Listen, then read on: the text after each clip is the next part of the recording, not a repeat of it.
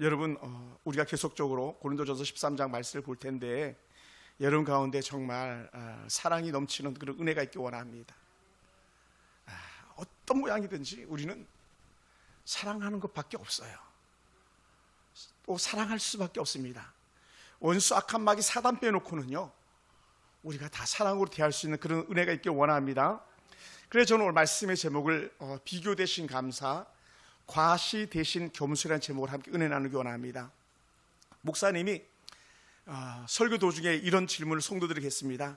세상에서 가장 차가운 바다는 썰렁해입니다. 바다에 짤 써가지고 썰렁해라 그랬어요. 그럼 세상에서 가장 따뜻한 바다는 무엇일까요? 네, 사랑해. 그래 목사님이 낸 퀴즈에 성도들이 이제 대답을 했죠. 사랑해. 여러분처럼 대답한 것 같습니다. 근데 목사님이 낸 퀴즈를 가지고 남편에게 물었습니다. 여보, 세상에서 가장 차가운 바다는 썰렁해래요. 그러면 가장 뜨거운 바다는 뭘까요? 아내가 남편에게 질문을 던지면서 기대하는 것들이 있는 거예요. 그래 남편이 고민하는 거죠. 이 마누라가 왜 이런 퀴즈를 냈을까? 또 퀴즈의 답은 도대체 뭘까? 그 퀴즈는 분명히 넌센스니까 뭐라고 답을 했을까요? 답은 열받아요. 여러분, 오늘 저희 사모님이 그래도 9주년이라고 어떻게 빈손으로 보내냐고 그러면서 또 떡을 많이 준비했습니다. 꼭 가실 때 떡을 받아가시기 바랍니다. 떡집에 가면 송편이 있고요, 또 찹쌀떡이 있습니다. 송편과 찹쌀떡이 이렇게 나열되어 있는데 찹쌀떡을 본 꿀떡이 송편에게 이런 말을 합니다. 야, 찹쌀떡이다. 저봐 뽀송뽀송하고 하얀 피부가 정말 곱지. 그래서 송편은 질투심이 그 안에 있어가지고 야, 이쁘게 뭐가 이뻐. 그 멀리서 대화를 듣고 있던 이 찹쌀떡이 좀 민망하고 창피해가지고 자리를 떠났습니다. 그런데 그 순간에 그 찹쌀떡이 떠난 자리에 묻어있던 하얀 쌀가루가 떨어져 있는 거예요. 그래야 송편 양이 아주 자랑스럽게 이렇게 말하는 겁니다. 거봐, 무슨 빨이라고요? 화장빨이잖아. 찹쌀떡이 묻어있는 가루를 보고 화장빨이라고 말합니다. 여러분, 혹시 그런 거 아십니까? 여자의 적은 누구다? 여자다. 여자의 적은 여자인 거예요. 왜 여자입니까? 질투심이 여자의 적을 여자로 만들고 말았습니다. 여러분, 고린도전서 13장은요 우리가 다 암송해야 될 만큼 그런 사랑의 본질을 우리에게 말하는 그런 바울의 편지입니다. 뭐라고 말했습니까? 사랑은 시기하지 아니하며 사랑은 자랑하지 아니하며 두 가지를 이렇게 말해주고 있습니다. 시기하지 않는다, 자랑하지 않는다. 시기와 자랑은요 사랑과 반대편에 서 있는 그런 감정이죠. 시기는 남의 것을 빼앗고 싶은 욕심이고요, 자랑은 내 것을 과시하고 싶은 같은 욕심입니다. 시기와 자랑의 뿌리는 둘 다 어디서 나오는가? 그 생각의 중심이 다 자기 중심에서 나오는 것들하는 거죠. 내 관점에서 생각하니까 시기심이 생기는 거고, 내 관점에서 생각하다 보니까는 자랑하는 마음이 나오는 거죠. 그래서 이 둘은 결국은 사람들과의 관계를 허무는 도구지 모으는 그런 도구가 아닙니다. 고린도 교회를 여러분 가만히 읽어보면 은사와 지식이 많았습니다. 지금 뭐 흔히 말하는 서울의 가장 큰 대형 교회들처럼 큰 부자들도 많았습니다. 근데요, 그늘진 곳도 있거든요. 그 안에 가난한 자들도 있는 거예요. 그러다 보니까 고린도 교회가 가지고 있는 가장 단적 문제를 하나 콕 찍어 보니까 그 고린도 교회의 그 가장 나쁜 아이콘이 뭐냐 했을 때에 그 아이콘은 다른 것이 아니라 쟤네들은 사랑이 없구나라는 거예요. 그러니까 서로 시기하고 질투하고 자랑질을 해대는 거죠. 그러니까 이를 알고 있던 바울이 이 고린도 교회에 3장 3절에 이렇게 표현했었습니다. 너희가 시기와 분쟁이 또 분열이 있다 하니 어떻게 너희가 육신에 속한 자가 아니겠느냐. 시기와 분쟁과 다툼, 또 오늘 본문에 표현하는 것로 한다면 자기 자랑은요 결국은 육신에 속한 자들이 하는 거다라는 거예요. 그래서 육신에 속한 자가 뭡니까? 다른 말로 하면 하나님 없는 사람들, 어떤 사람들? 예수 믿지 않는 사람들이 하는 것이다라고 말하고 있습니다. 예. 그러니까 육신에 속한 사람이 누구입니까? 오늘 하나님 은혜 안에 있는 저와 여러분들은 사랑이 여러분을 감싸고 계신 줄 믿습니다. 반면에 하나님 은혜가 없는 사람들은 사랑이 감싼 것이 아니라 질투와 자기 교만이 자신을 감싸고 있는 거예요. 그리고는 남을 힘겹게 만들고 마는 거죠. 그리고 시기는 내가 가지지 못한 것에 대한 불평과 불만이 시기로 표출되는 거예요. 아니, 내가 다 가질 수 없잖아요. 내가 다 잘할 수 없잖아요. 그러니까 어떻게 돼요? 내가 못하다 보니까 시기하게 되더라는 것이죠. 또한 다른 사람의 은혜와 축복을 보면서 아주 마음이 불편해지는 그런 상태인 거죠. 여러분, 우리들이 쉽게 자랑하는 자신의 은혜나 성취를 다른 이보다 높이고 싶은 그런 본능 속에 나오는 거예요. 자랑은요 항상 봐라 나 이렇게 잘 됐어 막 이렇게 자랑하고 싶은 것은요 결국은 자기 교만, 자기 과시로 달려가는 것이죠. 그러다 보니까 하나님이 미워하는 것이 있는데 바로 이런 시기심 또 자랑하는 그런 마음들이라는 거죠. 이 둘을 하나님 다 미워하십니다. 왜 그러냐면 둘 다 하나님의 은혜를 신뢰하지 못하는 마음에서 나오기 때문에 그렇습니다. 뭡니까? 지금 내가 모자라는 것은 나의 부족함이 아니고 하나님께 내게 주신 은혜의 분기지 거기까지다라는 거예요. 또 내가 잘하는 것은 하나님께서 내게 주신 은사, 재능, 탤런트다 여기면 되는 거예요. 근데 하나님께 내게 주셨다라는 마음과 하나님께 내게 주신 것을 쓴다는 마음이 사라져 버리니까 다 내 것처럼 여기다 보니까 나는 왜 이렇게 적은 거야? 뭐 흔히 말하면 내 떡은 이렇게 작은 거야 이렇게 말할 수도 있는 거죠. 또 내가 잘하면서 막 교만할 수 있는 그런 여지들도 있습니다. 그러니 이런 시기와 자랑질이 난무하다 보면 교회는요 교회가 될 수 없는 거고요, 자녀들 관계 속에서 마찬가지예요. 좀 잘 나가는 언니나 오빠들은 동생들에게 막 자랑하고 싶은 마음이 있지 않겠습니까? 그러면 그렇지 못한 사람은 기죽어 가지고 어떻게 돼? 그 언니나 오빠를 두 번 다시 보고 싶지 않을지도 모릅니다. 왜요? 우리는 다 생각하는 사람들이잖아요.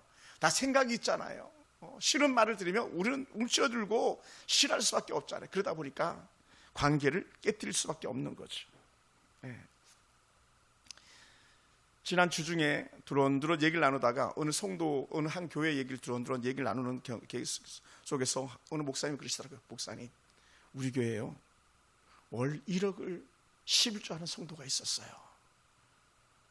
여러분 말 그렇죠. 월 1억을 11조를 한다는 거예요. 우리 교회 1년 예산보다 더 많은 헌금을 11조로 하니 얼마나 대단하겠습니까? 그러니까 11조를 1억 한다면 최소한 1억 3천 정도는 월 헌금하시는 그런 분이세요. 그래 대단하죠.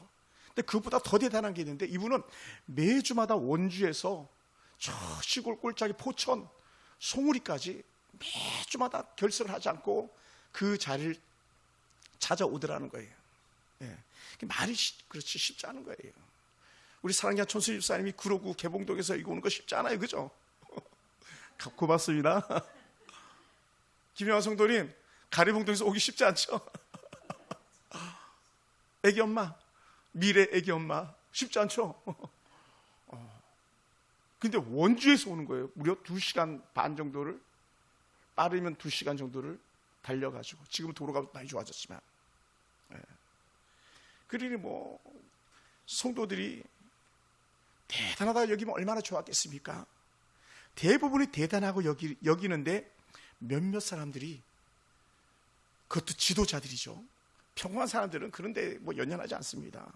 지도자들이 시기, 질투심이 생겨나는 거예요. 그러니까 그 사람이 하는 모든 것들이 못마땅하고 만족스럽지 못한 거예요. 그럼 어떻게 돼? 그 다음부터 당연히 찾아오는 게 있잖아요. 갈금, 왕따. 그래 결국은 견디다 못해 원주에 있는 인근 교회로 갔다고 하는 그런 이야기를 이렇게 듣게 되었습니다. 여러분, 다 잘할 수가 있는 게 아니에요. 다 재물의 은사를 가지고 있거나 우리 착한 우리 여봉이처럼 다 찬양을 잘하는 은사를 가지고 있는 게 아니에요. 다 막 신디를 치거나 뭐 드럼을 치거나, 우리 이쁜 하은이 드럼도 잘 치는데 다 잘하는 게 아니에요. 우리 김효수 권사님 주방 음식 잘하시는데 다 잘할 수 있는 게 아니에요.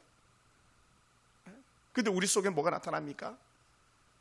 왜 쟤만 잘하는 거지? 또 때로는 잘하는 사람을 시켜야 되잖아요. 어차피 일이니까. 근데 왜 저 사람만 시키지? 이런 시기심이 작동하기 시작하는 거죠. 그러면요, 공동체는 깨질 수밖에 없어요. 여러분, 우리를 기억해야 됩니다. 상대방이 복을 받으면 박수 쳐줄 줄 알아야 되는 거예요.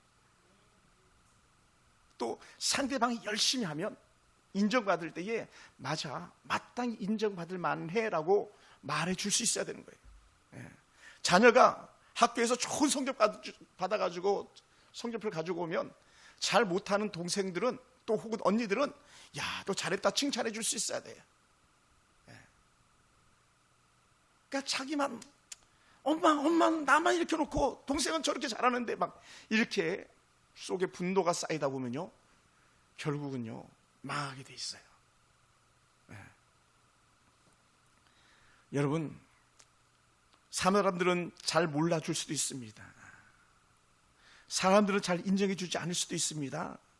그럴 때도 우리는요 묵묵히 감사함으로 한 걸음 한 걸음 내딛는 그런 은혜가 있기 바랍니다. 뭐라고요?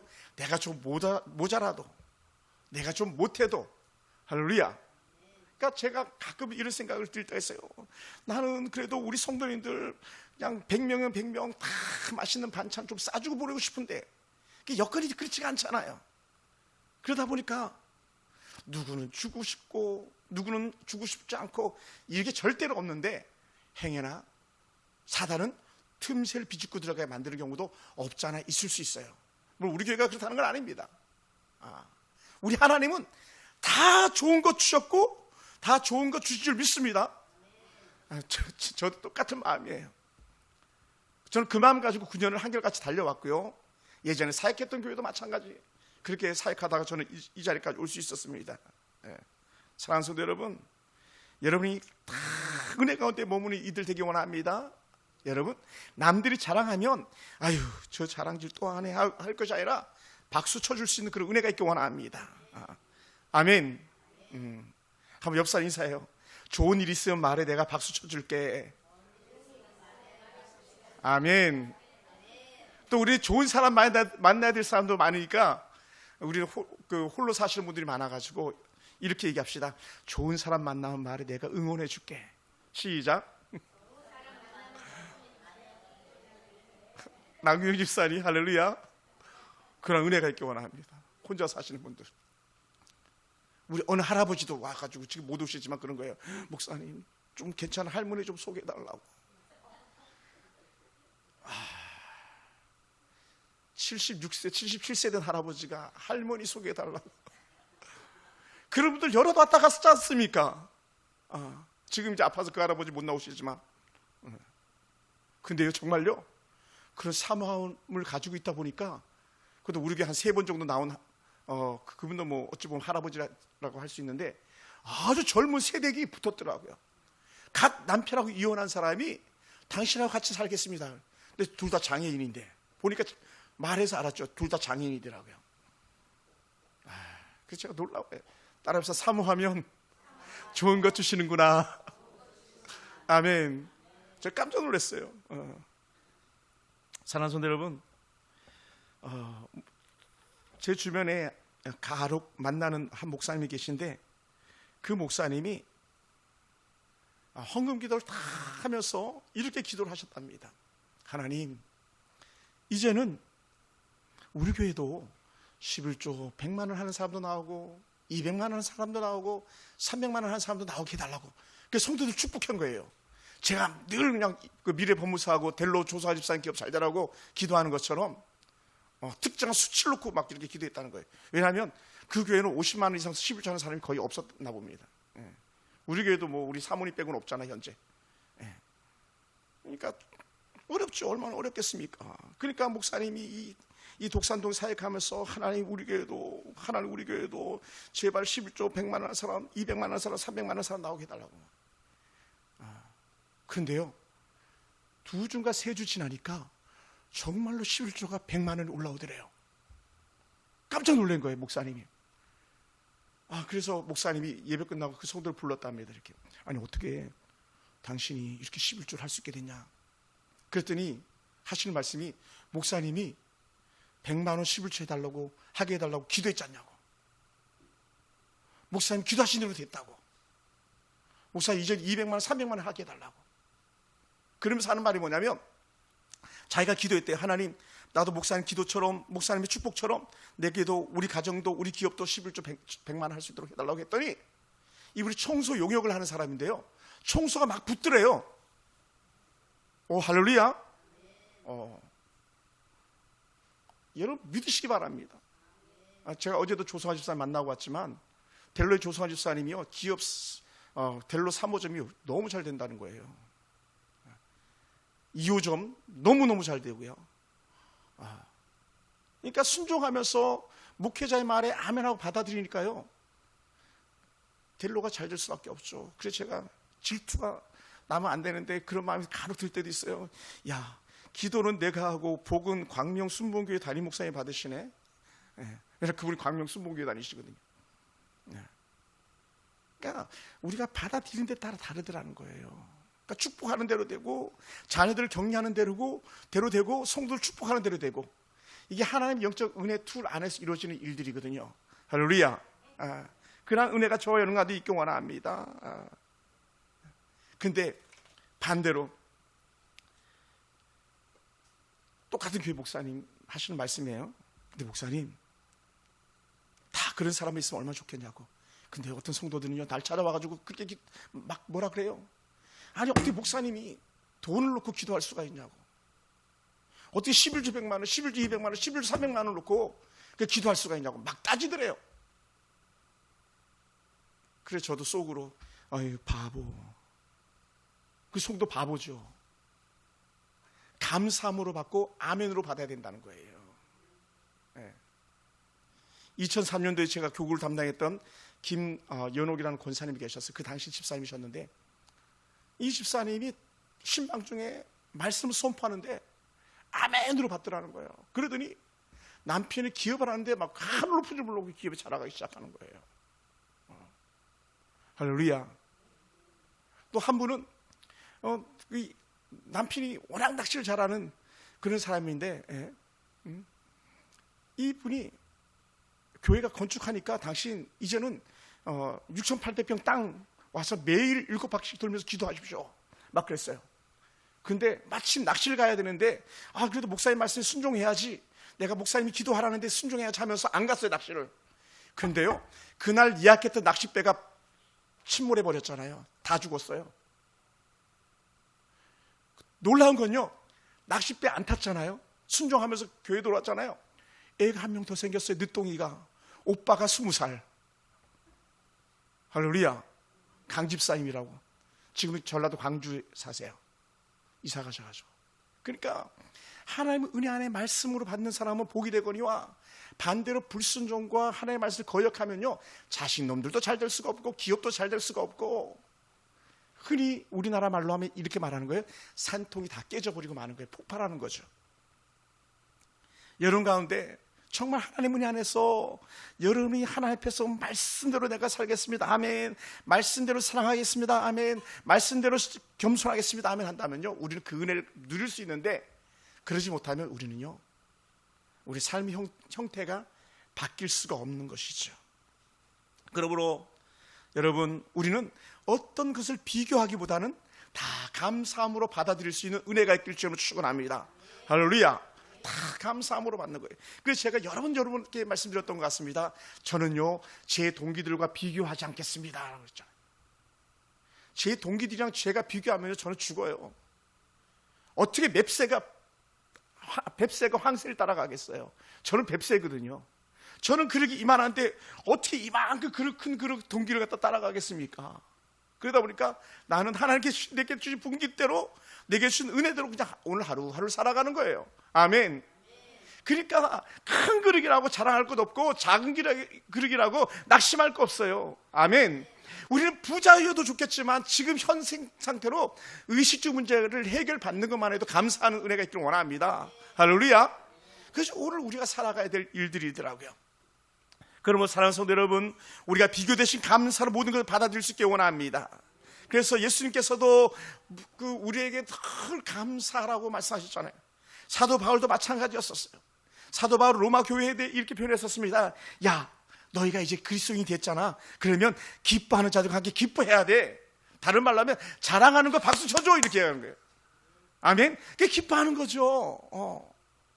우리 여봉이 축하해 막 박수 쳐줘 취직됐잖아. 막 하영이 형이도 막 박수 줘야 돼. 머지않아 시집 갈 거잖아요. 우리 아들들 딸들 안 죽고 살아있잖아요. 박수 쳐줘야 돼요. 이 땅의 청년들이요, 제일 자살률이 높은 게 20대인 거 아시죠? 최근에 살 소망이 없는 거 애들이요. 네. 박수 쳐줘야 돼. 그러면서 또 뭐라 그랬냐면 우는 자들과 함께 울을라 한 거예요. 그 센터에다 이러면 안 돼요. 울고 있는 사람한테 센터에다 네가 한 걸 생각해봐봐. 그러니까 너가 지금 이 모양 이 꼴이야 막 이렇게 얘기하잖아요. 그러면요, 두 번 다시 그 사람 얼굴 안 봅니다. 안 보죠. 보겠어요. 지금 위로해줘도 좀 일어설까 말까인데, 그런 사람은 데려다가 밥 사주는 거예요. 같이 놀아주는 거예요. 얘기 들어주는 거예요. 아멘. 예? 저도 지난주 목요일날 오랜만에 새로운 교회 이제 건물 사가지고 들어갔다 해서 모임을 거기서 해가지고 갔더니 어느 한 교회 목사님 계속 자신의 힘든 얘기를 하시더라고요. 막 세상에 재판이 몇 건이 걸려있고 총회 재판이 올라가 있고 막 이런 얘기를 하시더라고요. 우리는요 2시간 반 거의 3시간을 그 얘기를 들어주는 거예요. 계속 들어주는 거예요. 계속.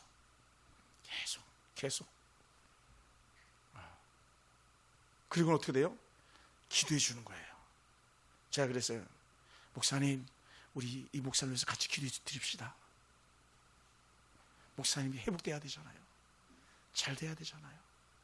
간절히 그분을 위해서 우리가 함께 합심해서 기도해 주고 왔어요. 사랑하는 성도 여러분, 그럼 오늘 우리는요, 누군가가 기뻐할 때 같이 기뻐할 수 있고 누군가가 슬퍼할 때 슬퍼할 수 있다면 그 사람이 진짜 예수쟁인 거예요. 아멘. 아멘. 진짜예요. 그게 진짜예요. 자기가 큰 교회 한다고 돈이 많은 부자라고 함부로 행세하고 남을 무시하고 개척교회 무시하고 개척교회 목사님 무시하고 하면요, 그걸 가짜 목사일지도 몰라요.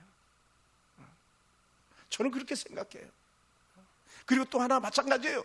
내가 작은 교회에 성도가 몇 명 안 된다고 30명, 50명, 100명도 안 된다고 하면서 낙심하면서 절망 가운데 있다면 그것도 가짜일지도 몰라요. 그렇지 않겠어요? 하나님 주신 분깃대로 가는 건데, 아니 성도들한테 설교는 범사에 감사하면서 왜 목사님은 그렇게 절망하고 단식하면서 하나님이 없는 것처럼 그렇게 삽니까? 마틴 루터처럼 막. 루터 부인이 그랬잖아요. 여보, 내가 왜 이 상복을 입고 있는지 알아? 하나님이 돌아가셨잖아. 부인이 남편한테, 아니 우리 하나님이 왜 돌아가시냐고 막 그랬더니, 아니 하나님이 돌아가셨으니까 지금 당신이 그렇게 낙심해가지고 있지, 절망해가지고 있지. 하나님이 안 돌아가셨으면 당신이 하는 일이 얼마나 귀한 일인데, 얼마나 위대한 일인데 그렇게 침울해가지고 울고 있냐고. 그래가지고 루터가요 거기서 힘을 얻어가지고, 맞아, 그래가지고 용기를 얻어가지고 종교개혁을 이룬 거잖아요. 아멘. 한번 옆에 인사합시다. 하나님이 살아계십니다. 한 번 더 인사합시다. 하나님이 왜 죽어? 아멘. 하나님이 왜 죽어? 하나님은 죽는 분이 아니잖아요. 영원하신 분이잖아요. 근데 왜 우리가 낙심하냐고요? 절대로 그래서 안 되는 거죠. 아멘. 그러다 보니까 우리는요, 모든 것을 하나님께 받은 줄로 여기는 거예요. 그래서 고린도전서 4장 7절 이렇게 표현했었습니다. 무엇을 받지 아니하였느냐? 받은 것인데 어찌 자랑하느냐? 다 받았으면서 왜 자랑하느냐? 부자여, 다 받았으면서 왜 자랑하느냐? 가난한 자여, 하나님께 주신 게 거기까지인데 왜 낙심하느냐? 아마 이렇게 말하고 싶었던 것 같습니다. 그러면 사랑하는 성도 여러분, 모든 것이 하나님 은혜로부터 온 줄 믿습니다. 나의 능력과 수고도 결국 하나님 허락 아래서 이루어진 것이죠. 그 외에는 아무것도 아닙니다. 우리 속에서 자랑이 사라지고 감사와 겸손이 그 자리를 차지할 수 있게 되길 주님을 축원합니다. 아멘. 여러분, 우리나라가 왜 이렇게 꼬인 나라가 된지 아세요? 제가 설교를 준비하면서 우리나라 한국 히스토리를 다시 한번 이렇게 생각해 봤어요. 그랬더니 결국은요, 시기와 질투가 다 높은 줄 모르고 부강해 가던 이 나라가 브레이크가 잡히고 만 거예요. 시기, 질투. 언제 그랬냐? 1979년 10월 26일 한 사람의 시기, 질투, 한 사람의 또 다른 사람의 교만이 한국을 이 나락으로 빠뜨리고 만 거예요. 그 당시 박정희 대통령 시절에 차지칠이라는 그 대통령 비서실장이 있었습니다. 지금도 대통령 비서실장은요, 어마어마한 지위를 가지고 있는 사람이죠. 뭐 나는 새도 떨어지는 건 일도 아닌 거죠. 근데 이 차지철이 그 대통령 독점하고 싶었던 거예요. 모든 것은 나를 통해서 대통령에게 흘러가게 하라. 그래서 절대적으로 나만 대통령을 가까이 해야 되고 나만 대통령에게 신임받아야 된다라고 이렇게 여겼던 그런 교만함이 있어요. 여러분 영화를 보신 분들도 알 겁니다. 그러면서 그러다 보니까 자신을 높이니까 어떻게 결국 남을 깎아야 되잖아요. 누굴 깎았냐? 여러분 중앙정보부장 하면 최고의 권위자예요. 나라의 모든 권세를 갖다가 총괄할 수 있는 사람이 중앙정보부장이기도 하거든요. 거기 한번 끌려가면 살아나오기가 쉽지 않다고 하는 그런 중앙정보부입니다. 그런데 그의 부장이 김재규라는 사람이었었어요. 그러니까 이 차리철이 틈만 나면 대통령한테 아유 저 무능한 거 어리석은 거 대놓고 대통령 앞에서 함부로 막 빈정대고 조롱거리를 삼은 거예요. 여러분 정보부장 되기까지 그냥 올라갔겠습니까? 보통 실력자였겠습니까? 그 안에 자존심은 얼마나 셌겠습니까? 내가 무시받으면 누구도 무시받는 거예요. 내가 거느리는 중앙정보부원들도 무시당하는 거거든요. 그걸 견딜 수가 없었던 거죠. 네. 그러니 자기가 소외당하고 인정받지 못하고 조롱당하는 것이 너무 화가 나가지고 차라리 저 사람을 없애야 되겠다. 그래서 대통령 머리에다 총 쏴댄 거 아니에요. 그래서 차지철 죽여버린 거 아니에요. 그리고 나라가 현재 이 모양 이 꼴이 된 거 아닙니까? 전과 사범이 대통령이 되겠다는 그런 나라, 범죄자들이 집단이 된 국회가 돼버리고 만 거 아닙니까? 어디서 출발했습니까?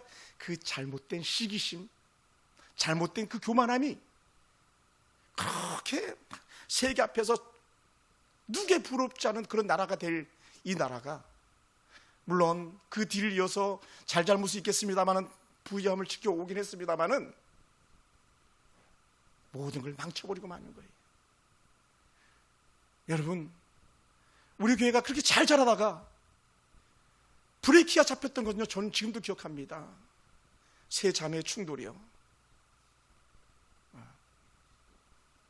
내가 성경 공부를 하면서 싸우지 말자고 성경 공부를 했는데, 성경 공부하다 싸우는데 그것이 무슨 의미가 있겠는가? 그러고 나서 지금까지 성경 공부를 하지 않았습니다. 때때마다 일어났던 시기심들이 목장을 완전히 와해시켜버리고만 그런 일들을 저는 여러분이 알게 모르게 제가 알고 있습니다. 겸손해라, 또 용납해라. 그 사람이 그런 거기까지다. 받아줘라.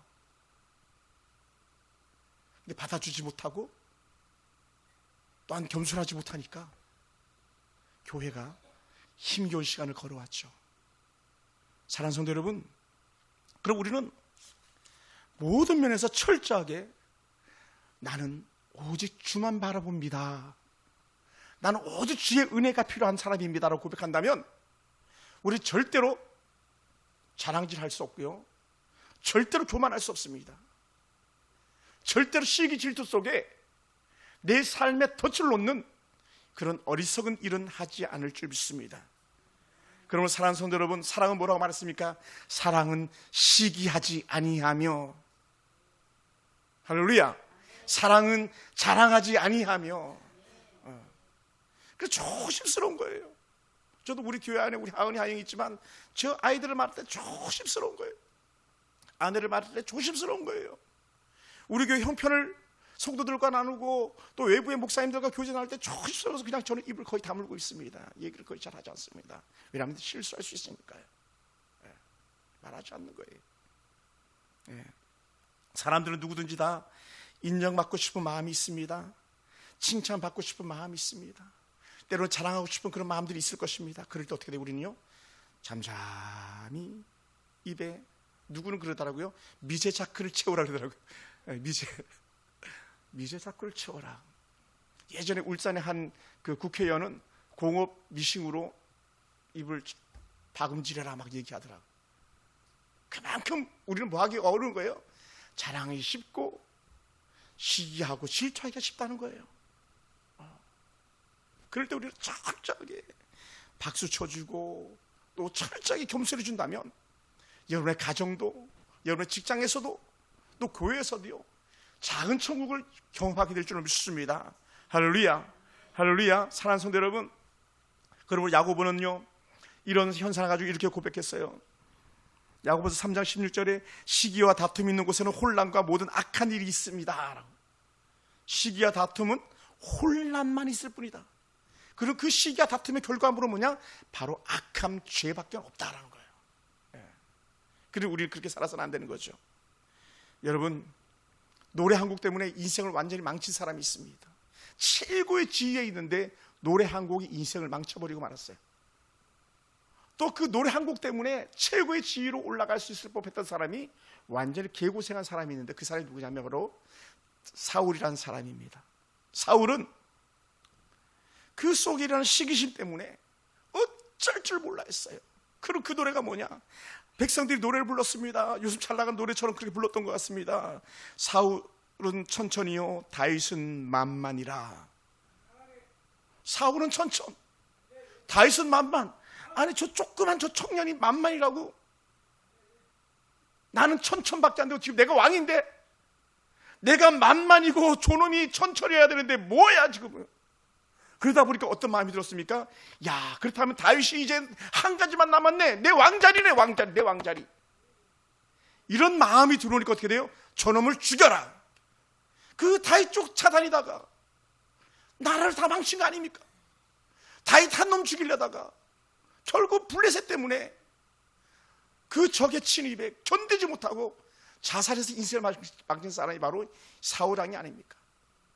아니 사울왕 한 사람의 시기심 때문에 그 애매한 다윗이, 그 골리앗을 때려 죽였던 그 다윗이 차라리 골리앗 죽이지 말 걸 막 했을지도 몰라요.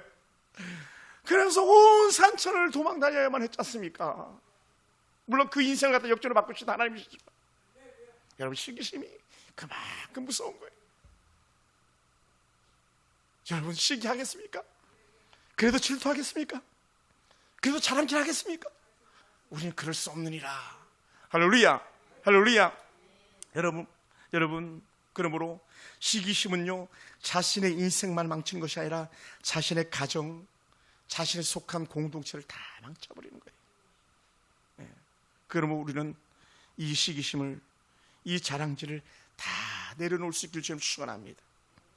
그러다 보니까 결국 어떻게 살아야 되겠는가? 사랑한다는 것은요, 결국은 조금씩 나를 감추는 거다. 반면에 다른 사람을 조금씩 더 드러내주는 거다. 그걸 예수님께서 이렇게 말씀하셨잖아요. 야, 잔치집에 가면 높은 자리에 앉지 마. 뒷자리 숨어 있어. 그런데 예수님께서 너가 정말 높은 사람이라면 그 주인이 앞자리에 앉히지 않겠냐? 너가 그릇도 안 되면서 앞자리에 앉아있다 뒤로 쫓겨나면 어떡해? 뭐라고요? 겸손해라. 겸손. 철저하게 자신을 부인해라. 그러시기 위해서 예수님께서 친히 십자가 달려 돌아가시면서까지 내가 사랑한다는 거 알지? 이걸 보여준 거예요. 십자가의 사랑은 철저하게 자기 겸손이었고요, 철저히 자신을 내려놓는 그런 가장 귀한 사역이었었습니다. 오늘 저와 여러분의 삶 가운데 이런 은혜가 있길 주님을 축원합니다. 그래서 나는 사라지고 오직 주님을 높이고 주변의 형제 자매들을 높일 수 있는 그런 교회가 되길 주님의 이름으로 축원합니다. 사랑하는 성도 여러분, 오늘 우리 속에 그런 은혜가 있기 원합니다. 한번 옆 사람 인사하고 말씀을 마무리하겠습니다. 우리 사랑합시다. 한 번 더 합시다. 내가 먼저 사랑하겠습니다. 아멘. 뭐 이런 것도 괜찮아요. 할 수만 있으면 야, 내 거 필요하면 다 가져. 이렇게 내 거 필요하면 다 가져. 우리 예한이가 왔는데 아마 이따가 예한이가 저한테 또 1,000원을 줄 거예요. 목사의 용돈이라고. 알고 봤더니 이게 용돈이 아니고 헌금이었어요. 줄 수 있는 게 귀한 거예요. 기도하겠습니다.